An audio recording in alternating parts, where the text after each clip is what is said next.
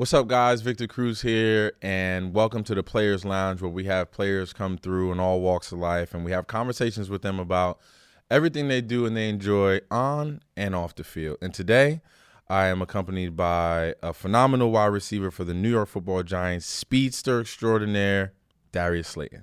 What up, bro? What up? How you feeling, man? Everything good? Yeah, I'm good. I'm blessed. All right, awesome. I want to get right into it, man. Are you the fastest guy on the team? Like, I need to know right now, what's the vibe? Are you the fastest guy? Are you claiming that title right now on the Players Lounge where everybody's going to see this? You know what I'm saying? We're going to clip this out and make sure everybody sees it. Are you the fastest guy on the team?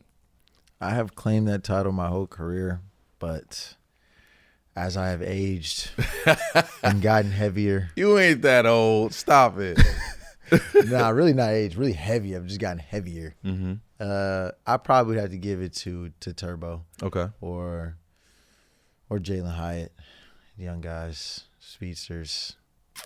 I still think in my best rep, it'll be close. Okay. But on day-to-day, they definitely got me. Yeah, it's amazing how, like, now you're 6 years in, right? It's amazing how you reach that point where, like, younger kids coming in, younger guys, younger rookies, and you start to see it and you be like, damn, I remember what it was when I was 21 or 20 coming into the league. Yeah, didn't have to stretch. Nothing. Just do one little split and be out there running around crazy. Tell me, like, in 6 years, like, what have you learned? What have how do you feel after 6 years in the NFL?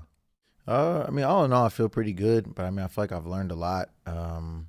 Even though I've only been on this team, we've had a lot of players here, a lot of different staffs here since I've been here. So I feel like I've been around a lot of different, types of people in the league, and I've tried to learn a lot from guys, whether it be in my room or other rooms, whatever. Yeah. And just try to take all the information I can, and then now it's kind of ironically like I'm almost in position of being the older guy. So now, there's still times where I learn even from some of the young guys, because there's always something new coming from college that's coming to the league, or, whatever, a concept or a way of doing something. And, it's a constant learning process in this game. Yeah, I was the same way. I remember when Odell came into the building and just seeing, I thought I was a guy that, like, worked hard, that stayed late, that, like, did all the little things while we were playing. But, like, Odell took that to the next level. Like, he'd be out an hour early catching balls. He'd be on the jug machine, catching the ball on the floor, on the ground, backwards. And I'm like, oh, like, that's a different level of work ethic that I didn't know existed. So I understand exactly what you mean now. You were a former track star in high school, right? Like, and then you were also a DB in high school? Yeah. Now, talk to me about DB Slayton. What was your back pedal like? How many interceptions did you have? Like, what was DB Slayton like? I was strapping for real. I was strapping. We got to pull the film. I'm sure we got some visuals on that we can pull the tape. up. I'm just saying, I was locked up. Most people would tell you, that I was better at defense than I was offense. Really?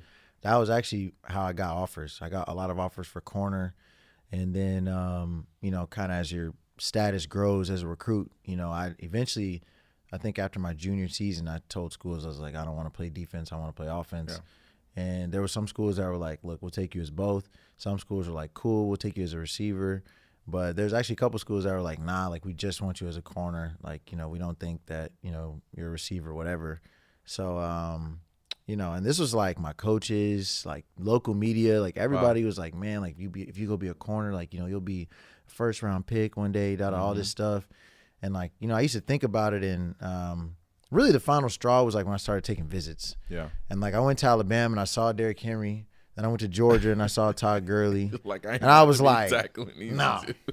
I was like, this isn't the life I'm about to live. Like, I'm not banging out with these guys every Saturday. So, it's funny because I love the competitive part of DB of like guarding somebody and like, oh, everybody's like, oh, this guy can't be covered. When you go out there, you cover him. Like, I love that aspect, but I wasn't trying to be wrestling these bears they got running the ball. I don't blame you one bit. What was a better feeling for you, like catching like a 70-yard bomb for a touchdown, or like a big interception return, either for a touchdown or like a long return? Yeah, I think I always loved having the ball in my hands more and scoring and making plays more, but I love to compete too. So defense appealed in that way from a competitive aspect, because it's it's kind of like the odds are against you when you're on defense because you're trying to stop what everybody wants to see. Yeah. Versus on offense, everybody wants you to score and score touchdowns and all that. So, it was fun.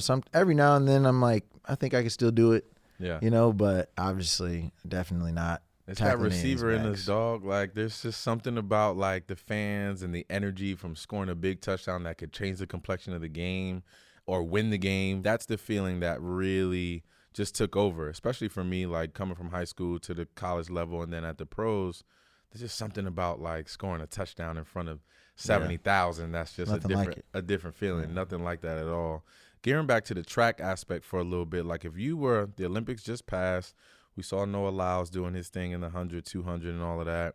Where do you think you would rank, or if you had to race Noah Lyles, or if you were in the Olympics, like where would you rank yourself in that 100 or 200 meter dash? The 100 doors are getting blown out the gate, because that was the 100 is like I ran 100 in high school a little bit too, and it's like it's about them first 8 steps, like out the blocks. If you ain't firing out the blocks, it's done. Yeah. It's done. I don't live a life of delusion. 100's done. I think if I really trained hard and was just purely a track runner, I think I could have been a good 200-meter runner. That was my best race. I think I could have been a good 200-meter runner. Probably not world class. But, I'd have been like, at the trials, like the guy coming in 7th. Yeah, exactly. So tell me your thoughts about Tyreek Hill going up against potentially Noah Lyles. Like, who do you think will win in that scenario? Because Tyreek Hill's fast. I think he could do it. I think he's got a chance. I mean, but Noah's obviously world class. But, like, what's your opinion on that? Yeah, I think 100 meters is kind of no conversation. I think obviously Noah's going to beat him at 100 meters. But, I feel like a lot of fast football players haven't ran track and talk about, they could outrun a track person. But, like, unless you've got on that rubber and put them spikes on, like, it's just different. So, but, like, I was a freshman in high school and Tyreek was a senior in high school. Okay. And so I remember watching him at the Georgia State track meet when he ran like 10-1 in the 100 and he ran whatever. It was like 20 point or something like that in a 200, something crazy. Yeah. So it's like in a 60-meter, like Tyreek has world-class, like legitimate world-class speed. So it's like it's not too crazy to say like, and Noah Lyles isn't a great starter. Yeah. So it's not too crazy to say. We've seen that. We've seen him not have the best starts. Yeah. Too. So it's like, it's not too crazy to say like in a 60-meter, Tyreek might get him. Yeah. That's not far-fetched. Okay, so like we said, you've been in the league. You've been here in New York for 6 years now. Mm-hmm. What has been your, like, welcome to New York type of moment? Have you had that yet? Like, what has been your, whether it's at a Knicks game or whether it's even at the stadium, meeting one of these Giants legends that's moving around, like, what's been your welcome to New York moment? I would probably say, kind of said it, going to the first Knicks game because I actually didn't even go to the first one of my own. My dad was like wanting to go. He's like, I've never been to Madison Square Garden. He's like, he looked it up. He's like, man, there's a game tonight. We should go to the game. And I was like, all right, I'll go, whatever. And we go, and it was just dope. Like, we end up sitting courtside, and they have you sit in a little room, and it was just kind of like, sometimes you just kind of forget like where you are in life. Like I was, I just wasn't expecting that. And then it's like, we win. They're like, oh yeah, you guys can go sit courtside. And me and my dad was down there sitting courtside. It was just cool, experience with my pops. But at the same time, it's just like, it's kind of was like you made it type of feelings, And I think that was probably definitely a welcome to New York moment. Yeah, I had the same type of moment for me. It was, there's just something about Madison Square Garden. It's something about the Knicks. It's something about the level of celebrity too, right? Like Ben Stiller's walking around, Denzel might be at the game, obviously Spike Lee's at every game, like, and these guys that you see gracing like TV stages and award ceremonies and movies, and these guys are just walking around a Knicks game. Like New York just has a different vibe at Madison Square Garden for sure. All right, switching gears, and we're gonna talk wide receiver a little bit. Give me your top 5 receivers of all time. Your top 5 list. Randy and this Moss. might show my age right here. Let's see if he really digs deep on who these receivers are, and we have the same list, so we'll see. All right, top 5 receivers of all time: Randy Moss. Okay, in any order. Okay, yeah, this is any order. Randy Moss, Jerry, strictly because his numbers are just astronomical. Julio Jones, Calvin Johnson. I'm gonna say, I'm trying not to have recency bias. I'll say Chad Johnson. Ooh, I like that one. That's a sneaky pick. Okay, I like that. Why Chad specifically? He's probably got some of the best feet in the game. Yeah, I think I think I can't think of somebody off the top of my head that had that type of ability to run and stop and get open. And I think that's it's an underrated thing kind of for receiver play. Mm-hmm. You know, other guys kind of, you get more credit for like the jump balls and the deep balls and all that, but like I don't know that there's been too many people that have the line twitch and an ability to stop start like he did. It's funny because now that, like, you know, he's retired for a number of years now and we see highlights, and obviously he's still very much present in the media space, we're starting to appreciate Chad a little bit more now, I feel like. I feel you like really watch his stuff, it's like, yeah, I think we're circling back to it and being like, try to find okay, somebody else whose film looks like that. yeah, like, it's definitely not easy. It's not easy at all. So that's a solid list. I like that. You didn't have any recency bias there. You had the GOAT Jerry in there, Randy. You did. Okay, nice. Julio's normally when people get caught up on. What's that? I said Julio's normally when people get caught up on. Yeah, I was, but you rounded it out nicely. I won't. There's always one that's like could be subjective, and I could pick and prod. I'm not gonna lie, Julio, because T.O. could be in there too now. I thought that name. You know I what I'm almost saying? said that name. The only reason I didn't say T.O. is because I think that Chad Johnson's brand of ball speaks to receiver more than T.O.'s did. Okay. T.O. is super gifted and super great, but like, if you're a young receiver watching T.O., you kind of just walk away from the fact that he's better than me. Yeah, exactly. You know, exactly. like exactly. Yeah. You know, Chad felt like if you worked on it enough, you could actually do that. Yeah, exactly. So that makes sense. So I'm a Jersey guy. I love this area. I grew up here. Like, this is just, and I think we have some of the best food spots and just spots in general. Obviously, New York, New Jersey area. So give me some of your favorite, like, New Jersey, New York restaurants or just spots to hit in general, whether it's to watch a game, eat food, catch a vibe. Like, what's your favorite spots in the tri-state? So in Jersey, I'll probably say restaurants, Sophia, 130 Club, Haven. It's over there in Edgewater. They got really good appetizers. I like Haven's appetizers. They got solid entrees too. But I'm more of like a burger wing guy. So there's this place called there's a small restaurant called Burger Play in Fort Lee. Fire burgers and wings. Really? Yes, fire. And I live in Edgewater. I've never even heard of Burger Play. I'm just telling you, it was a map find. Like, I was on maps looking for something, and I was like, I'm gonna just go try the spot. Fire. And you pulled them up and Marty's in Fort Lee, good burgers and shakes too. I love that. Okay, now, damn, I gotta pull up the Burger Play. That just tore me up right there. All right, I want to talk style a little bit since that's such a big deal. Obviously, right? A lot of football guys, a lot of your teammates obviously coming into the stadium. What would you say your style is like, and how much energy are you putting towards your? Why are you laughing? What's going on? It's like the worst possible question for me. What's your style? Give me whatever it is. It's fine. Like, what's your style? What is Darius Slayton's style? And when he wakes up for a game, how are you putting your look together to walk into the game? Probably a completely different approach than like everybody else in New York, but like, my game approach is like, let me just try not to stick out. Like, let me just wear something that just looks respectable. Yeah. And like, nobody's gonna be like, whoa, it's something crazy, but they're not gonna be like, why does he have that on? Just like, you see it and it's like cool, and you just kind of keep pushing. Like, I stay in my lane. Like, fashion's not my thing. Like, I don't have like the vision. Okay. Like, you know, people go shopping and they're like, oh, I can put these pants with this hat and this shirt. Like, that's not me. Like, I'm just looking at shirts and shoes and socks. And whatever like, looks good and whatever just. Yeah, it's like whatever just like doesn't throw off the eyes, like cool. Like, it, you know. I love that. Now let's talk about something you do love. You're a car guy. Yes. Right. You love cars. Yeah. Give me what's in your arsenal right now. What's in your garage? Like, what's your favorite cars that you own right now? Yeah, so right now, small collection, but I got my truck, my TRX, that I drive, abuse actually every day. I love that truck. That's the everyday joint. Yeah, I love that truck. I have a 765 LT McLaren, which is kind of like the weekend runner. And then I have a Demon, like the Dodge Demon. Okay. But I don't really drive that much. That's kind of on ice. Those are 3 solid joints. Name me 3 teammates with the best cars on the team. Isaiah Simmons. Actually, probably Malik. Malik's got a. What's Malik driving nowadays? He has a Urus and he has a Hellcat. And I actually hate a lot of the cars on our team. Because we have the most like basic. Yeah.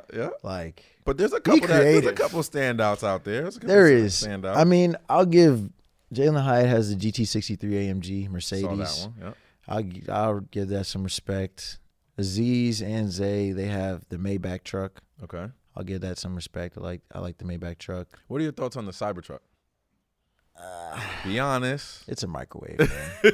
I'm just gonna say it. It's a microwave. It's a microwave on wheels. Yeah, I don't disagree. I'm not driving anything that doesn't have a motor. I don't disagree at all. You got any game day superstitions? Like anything that whether it's like a routine or I was the type of guy that we talked about this on the last show and there was like an eerie silence when I brought it up, but I used to wear the same socks. So I was a dude that doubled up my socks and I wore the same socks and didn't wash them since like rookie year. But yeah, that's kind of crazy. You see that silence that just happened in here again? It happened twice. So any superstitions? I'll digress there. And any superstitions you got? I don't really have any. I think my superstition is that I try to not have a superstition because I feel like if I do something consistently, then like if I don't get it that time, then I'll feel off. So it's like I like to feel like no matter what happens that day, like I'll be able to do what I need to do. So maybe I guess that's my superstition. I love that. Obviously, I've come across paths with you for a number of years now. You're very chill, very reserved. Has anyone on the field tried to like rile you up? Any trash talkers? Anybody try to get in your head or like talk to you? And if so, what has been your response? Are you talking back? Are y'all having a little feud throughout the course of the game? Because I was kind of the same way. I was never really talking trash, but when provoked, now it's up. Like now I'm like, okay, let's do this then since you want to do it, So how do you handle it? Yeah, I say take same approach. Okay. Like you start with me, then now it's up the rest of the game. Yeah, like, exactly. It's on. Like when the next time you see me, you know what I'm saying, I'm throwing triple moves and quadruple moves. Like, it's gonna get grim for you the rest of this game. But, it's part of the game. Like I actually would consider myself a trash talker everywhere but the football field. Okay. For real. Like in normal life, like I talk trash all the time. Yeah. But when I'm playing, like, I got the pacifier in, so like it's hard to talk. Yeah, it's hard to like get something out quickly when you got to move the thing and all that. But like I've been seeing a new trend that like dudes got the pacifier mouth, but they're not even putting it in. Yeah, that's like a young dude thing. That's some really like young like now, college. Are they using like another mouth, like the regular like? Yeah, so a lot of them like let the passy hang and they have like a clear one in or something. So you're like wearing two. That one I don't get. Like, they lost me. There's a lot of things that I'm out here for. I don't understand that one, but kids will be kids, man. Okay, music. Like, what are you listening to? What's in your phone right now? What do you listen to before games? Like, what's in the musical choice selections right now for Darius? Pretty much every morning, like some type of R&B. Like Okay. I start with like calm music, like when I'm driving in. Way. I think it's a receiver thing. Like we got so much on our brains, like just day to day, week to week, before game day. Like I don't need the rah music, right? Yeah, I like to be calm. Well, Shep was different though. I mean, Shep. I made that mistake one time. My rookie year, I got a ride from Shep, and at 6 a.m. we were coming in. This man cranks his G-Wagon, and I'm talking boom, boom, boom, boom. I was like, whoa. I was in the passenger seat like, hey, man. Like, off the rip. Like, this is how you start your day? Mm-hmm. I mean, speakers, we banging all the way facility. I'm sitting in the passenger like, Lord, please get us there. Gotta get out this car. Yo, that's Shep. No, shout out to Sterling, man. Yeah, Shep's 101, man. He operated here at all times. Like, he did not. He did not care. So give me some artists. So what are some R&B artists you listen to? You rocking right now? Money Long. Okay. I like some stuff she's doing. I mostly listen to female R&B artists. I just prefer to hear the female voice sing. But Coco Jones, I like her stuff. Jasmine Sullivan. Okay. She hasn't dropped in a minute, but I like her stuff a lot. Those type of people. No, Darius in his R&B pocket, y'all. You hear him? Jasmine Sullivan. I rock with Money Long. Like, he's in a different type of pocket, guys. He's in a different type of pocket. All right, you're also a gamer, right? What games are you rocking? Like, what's your favorite game? And what's the one game that you just, like, play for hours? Because I know gaming is, like, you could just be in front of that screen for hours just rocking out, trying to beat every level. So what games are you on? Right now, NCAA mostly. Okay. I've been on NCAA trying to build my ultimate team, work through the dynasty. Got a dynasty with my homies, so I've been trying to get Auburn back to national championship status. It's a tough first 2 years, not going to lie. We're struggling to get recruits. Yeah. Now we getting 5 stars. I saw you guys got this quarterback coming out. So I'm on another show with Takeo Spikes, Auburn legend, obviously, and we have a group chat, and he's always sending different athletes and different things. And I always joke with him like, Y'all got to send bigger bags to these athletes now. This NIL Yeah. stuff is happening. The bags ain't big enough. Hey, man. And then he sent the 5-star quarterback you guys just got. Are you excited to see Auburn kind of get back to the way that we've been this year? I'm like, I give him some money. We got to get him. I'll give him some of my check. Man, whatever we got to do to get him, we need him. Oh, man, I love that. All right, favorite movie of all time? Favorite movie of all time? I'll probably just say the Fast and Furious series. Ooh, car guy. Makes sense. Yeah. You like Gone in 60 Seconds? That's a good one, too. Have you seen that I've movie? never seen that movie. Really? Is that Mel Gibson? No, it's actually Nicolas Cage. Or Nicolas Cage. You got to check that out. If you like cars, check that one out. Gone in 60 Seconds. All right, now I want to play a little game. You ready for that? It's called This or That, and I'm pretty sure you know how to do it. I'll say two things, and you just pick one. All right? Beach day or snow day? Beach day. Easy. I don't disagree there. Shorts or joggers? Shorts. Shorts. Okay, sneakers or slides? Slides. Ice cream or chips? Chips. No ice cream? How you go beach day and no ice cream? I don't like being cold. Okay, got it. So it's like, it's got to be real hot for me to want some ice cream. Okay, Like, got it. you know? Maybe you on the beach having ice cream. Maybe Precisely. I should have worded different. Okay, bagels or donuts? Donuts. Breakfast or dinner? Breakfast. Why breakfast over dinner? I just love breakfast. You love Yeah, like it's my favorite eggs. meal.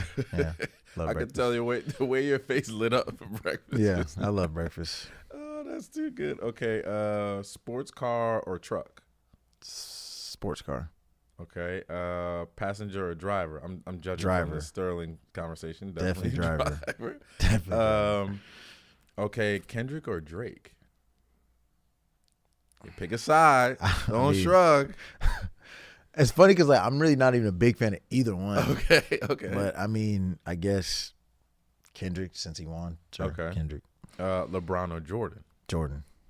Ooh, without wait, hold on. Did Yeah. you even see Jordan play? Oh my, here we go. I'm just asking, did you see Jordan play? Did you say Julius Caesar take over Rome? Like we knew Rome No, conquered I'm everybody. just Like, I asking. didn't have to don't see him. disagree. You know what I mean? I'm just asking. I just find it interesting when guys pick Jordan over LeBron, or just pick Jordan in general, and they were born when he was already retired, or were very young when didn't see him play. So I imagine you're just judging that based off the highlights and things you've seen and things that you've heard other people say and things like that, right? For sure. And like, 6-0 in finals, like what he's done is pretty hard to, it's hard to argue. Never against. going to a game 6, like things. Oh, never going past game 6, rather. Took 2 years off, came back and won 3 in a row. It's pretty undeniable. It's kind of crazy. Do you think LeBron can do anything? Like, what would LeBron have to do to surpass MJ? He got 4 chips. I'm gonna give you my to all because I've Okay. argued many a LeBron hater in my Here day. we go. Okay. Argued many a LeBron hater. So this is my thing with LeBron, right? Every other sport, have you just named who's the football GOAT? Tom Brady. All right. Who's the tennis GOAT? Female tennis GOAT. Serena Williams. All right. Who's the male tennis GOAT? Rafael Nadal Roger Federer. or Roger Federer. Cool. Toss up. All depending on these the other surface. people in other sports, like Tom Brady's the GOAT because he won the most championships than anybody else. And even if they may not be the most, they have the best record in championship games. Okay. So LeBron, to me, at bare minimum, has to get at least 500 in championships. He can't have a losing championship record and Okay. be the GOAT. I'm not saying he got to get, the most championship wins ever, but at least he got to get to 500. You can't have a losing championship record and be the GOAT. I'm sorry. So what have been some of the arguments that people? Because some of the arguments I hear is he had a lesser team. Yeah. The fact that he made it 12 straight years was a thing. Yes. Like other guys don't even do that. The way that the guys were leaving the entire conference because he was in it and didn't even want to play against him until they got to the finals. So what do you say to those arguments of being like, well, LeBron shaped the NBA because people didn't even want to be in this conference for so many years. Like that, Yeah. There's something to be said about that. Nobody was sure. running from MJ. That's fair points. They were just coming through that buzzsaw. That's really what it is. fair points, but they were just in the way getting knocked down. They just chose to get ran over. I don't disagree, my friend. Darius Slayton, we appreciate you having you on the show. Continued success and great luck to you the rest of the season. And we'll see you soon. I appreciate you having me on. Of course.